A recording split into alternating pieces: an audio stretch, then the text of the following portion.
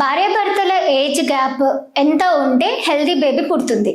So ఈరోజు ఈ topic గురించి మనం విందాం. సో యాక్చువల్గా ఏంటి అని అంటే పెళ్లి చేసే టైంలో కంపల్సరీగా అమ్మాయికి కానీ అబ్బాయికి కానీ ఏజ్ గ్యాప్ ఎంత ఉంది, వాళ్ళలో ఏజ్ ఎంత ఉంటే వాళ్ళకి మంచి నెక్స్ట్ ప్రెగ్నెన్సీ ఫర్టిలిటీ ఇష్యూస్ లేకుండా బాగా ఉంటుంది, ప్లస్ వాళ్ళలో ఏమైనా ప్రాబ్లమ్స్ ఏమైనా రాకుండా ఉండేది ఏమైనా ఉందా అని చూసుకోవాలన్నమాట. సో ఆడవాళ్ళల్లో కంపల్సరీగా చూసుకుంటే కనుక ఇప్పుడున్న సిచ్యువేషన్స్లో ఖచ్చితంగా 35 ఇయర్స్ బాగా చదువుకున్న వాళ్ళకి 35 ఇయర్స్ అయినా కానీ మ్యారేజెస్ అవ్వడానికి చాలా కష్టం అవుతుంది. అబ్బాయిలకు కూడా అలానే అవుతుంది అనమాట. సో వీళ్ళలో ఏజ్ గ్యాప్ డిఫరెన్సెస్ చూస్తే కనీసం 0 నుంచి 5 ఇయర్స్ కంటే ఎక్కువ ఉన్నప్పుడు వాళ్ళలో ఫర్టిలిటీ ఇష్యూస్ అనేది చాలా వరకు డిస్టర్బెన్సెస్ వస్తున్నాయి అనమాట. ఇంకోటి ఏంటంటే వీళ్ళల్లో ఎక్కువ మేము కెరీర్ గురించి ఆలోచిస్తున్నాం, స్టడీస్ గురించి ఆలోచిస్తున్నాం అని చెప్పుకుంటాం.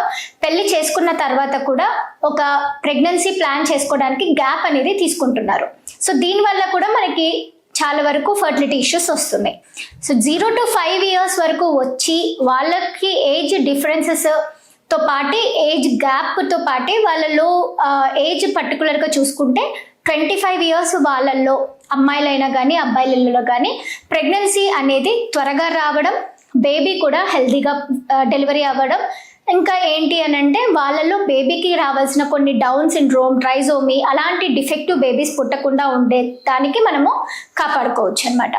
ఆడవాళ్ళల్లో 30 ఏళ్ళ దాటిన తర్వాత ప్రెగ్నెన్సీ అనేది కొంచెం కష్టమవుతుంది. అది మనకి ఇప్పుడు చాలా వరకు వినిపిస్తుంది. ఎందుకంటే ఫాలికల్స్ అంటే ఎగ్స్ తగ్గిపోతున్నాయి, తర్వాత క్వాలిటీ కూడా తగ్గిపోతుంది. ప్రెగ్నెన్సీ రావాలన్నా కానీ వాళ్ళకి వేరే ఒకవేళ ప్రెగ్నెన్సీ వచ్చినా కానీ బీపీ, షుగర్, థైరాయిడ్ ఇట్లాంటి డిసీజెస్ అనేది ఎక్కువ అవుతున్నాయి. సో దీనివల్ల ఏంటి డిసడ్వాంటేజెస్? హెల్దీ బేబీ పెరగడం ఒక రకమైతే బేబీ పుట్టిన తర్వాత కూడా కొన్ని ప్రాబ్లమ్స్ని ఫేస్ చేయాల్సి వస్తుంది. అండ్ ఈవెన్ డ్యూరింగ్ డెలివరీ కూడా వాళ్ళకి ప్రీ ఎక్లాంషియా కానీ ఎక్లాంషియా కానీ, బీపీ వల్ల అబార్షన్స్ అయ్యే ఛాన్సెస్, డయాబెటీస్ రావడం వల్ల ఐయుడైజ్ అయ్యే ఛాన్సెస్ ఎక్కువ ఉంటుంది. సో 40 ఇయర్స్ తర్వాత మగవాళ్ళైనా కానీ వాళ్ళకి భార్యాభర్తలు కలియక కూడా వాళ్ళలో ఇంట్రెస్ట్ తగ్గిపోతుంది. వాటితో పాటు వాళ్ళకి కూడా బీపీ, హైపర్ టెన్షన్, తర్వాత డయాబెటీస్ ఇలాంటి ఛాన్సెస్ ఎక్కువ ఉన్నాయి. సో వాళ్ళకు కూడా స్పర్మ్ కౌంట్ తగ్గిపోతుంది, మొటిలిటీ తగ్గిపోతుంది, మార్ఫాలజీ తగ్గిపోతుంది. సో ఇవన్నీ బేస్ చేసుకొని చూస్తే పెళ్ళయ్యే గ్యాప్ డిఫరెన్సెస్ అనేది 0 నుంచి 5 ఇయర్స్ వరకు అబ్బాయికైనా అమ్మాయికైనా చూసుకొని దాని ప్రకారంగా ప్లాన్ చేసుకుంటే చాలా వరకు మంచిగా ఉంటుంది.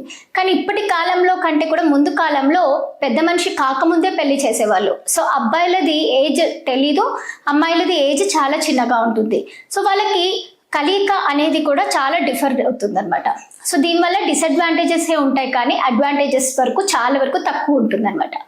సో నేను చెప్పింది ఏంటి అంటే గ్యాప్ డిఫరెన్స్ అనేది 0 నుంచి 5 ఇయర్స్ వరకు చూసుకుంటే మంచిది. 25 ఏళ్ళ లోపల అమ్మాయి అయినా అబ్బాయికైనా కానీ హెల్దీ బేబీ పుట్టే అవకాశాలు ఎక్కువ ఉంటాయి అన్నమాట.